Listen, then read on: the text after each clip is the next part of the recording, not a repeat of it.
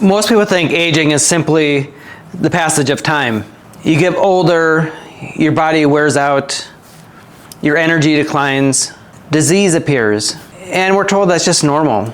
But what if aging is not primarily a time problem? What if aging is largely a terrain problem? This diagram represents two different internal environments: dysfunctional terrain and a healthy terrain. So you can see on the left side we have the dysfunctional terrain, and on the right side we have the healthy terrain. The central idea is simple. Cells do not exist in isolation. Every cell lives within an environment. Just like a plant depends on the quality of the soil it grows in, your cells depend on the quality of the terrain surrounding them.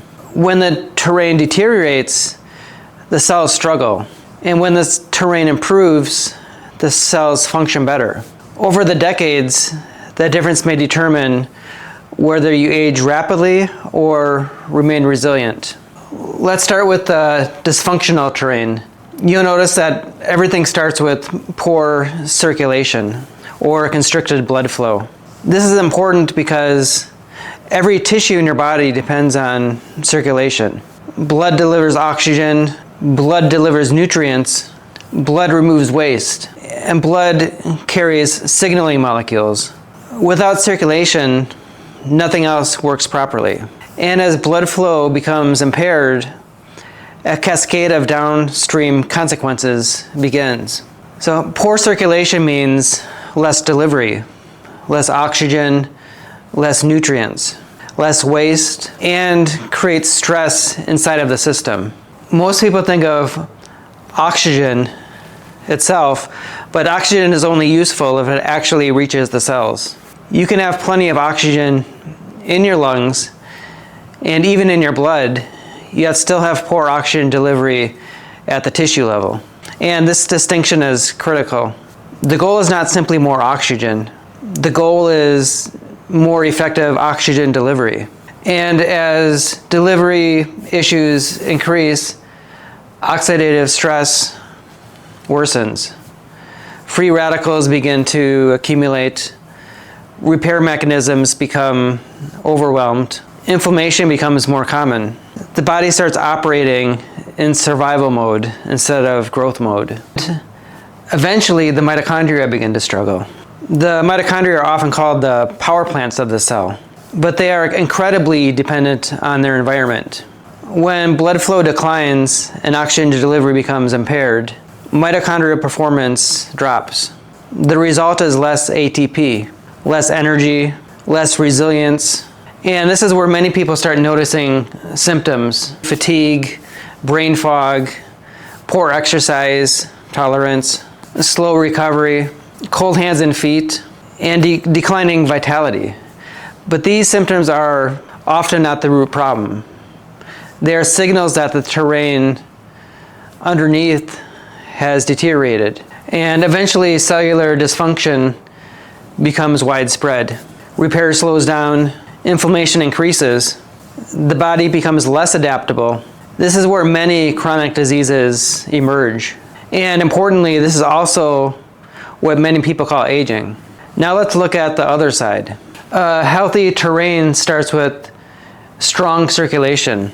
When circulation improves, everything downstream improves as well. More oxygen reaches the tissues, more nutrients arrive, waste products are removed more efficiently.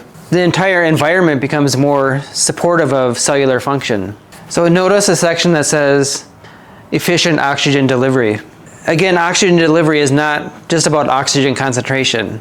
It's about getting oxygen from the bloodstream into the tissues where it is most needed. And this brings us to the most overlooked molecule in human physiology: carbon dioxide.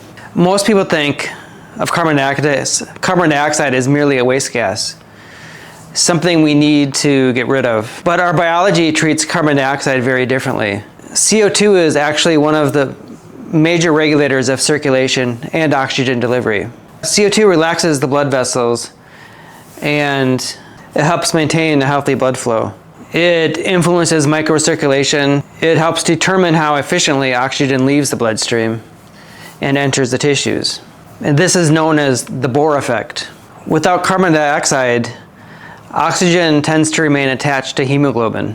So the oxygen may be present in the blood, even in high quantities, but it doesn't get released efficiently to where it's needed. In other words, carbon dioxide helps unlock oxygen delivery.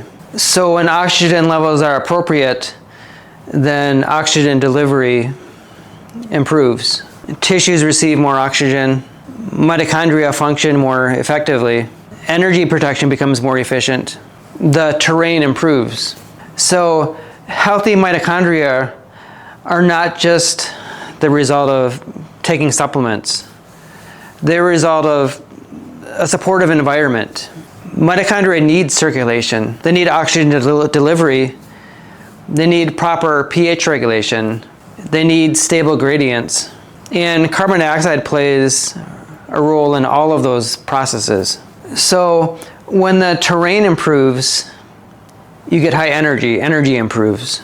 Not because you stimulated the system, not because you forced the body harder, but because the underlying environment became more supportive. Energy becomes a consequence of health rather than a temporary boost. And this is where repair becomes possible. Cells communicate better, inflammation decreases, recovery improves, resilience increases, and this is what healthy aging really looks like. So healthy aging is not just the absence of years. Healthy aging is the preservation of function.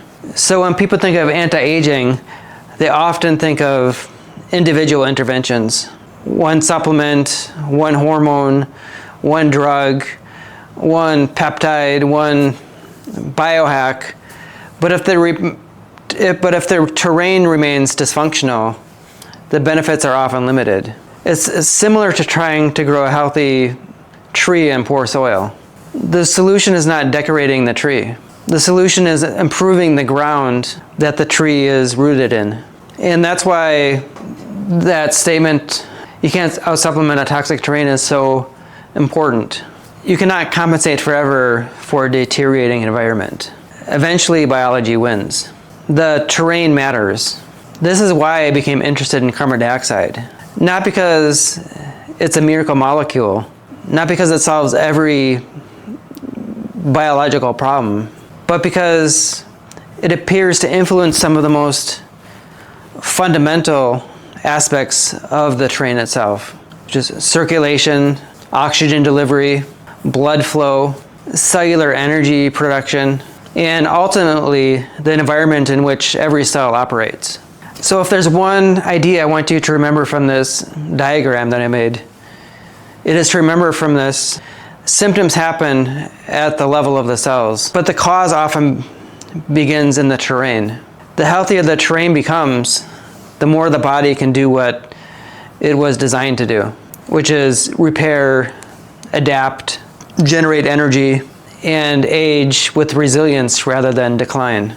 Because the future of health may not simply be treating symptoms. It is more likely to be restoring terrain that allows health to emerge in the first place. And if you would like to learn more about this in much more depth, you can read my book, The Carbonated Body, which can be found on Amazon.com in physical print format and Kindle.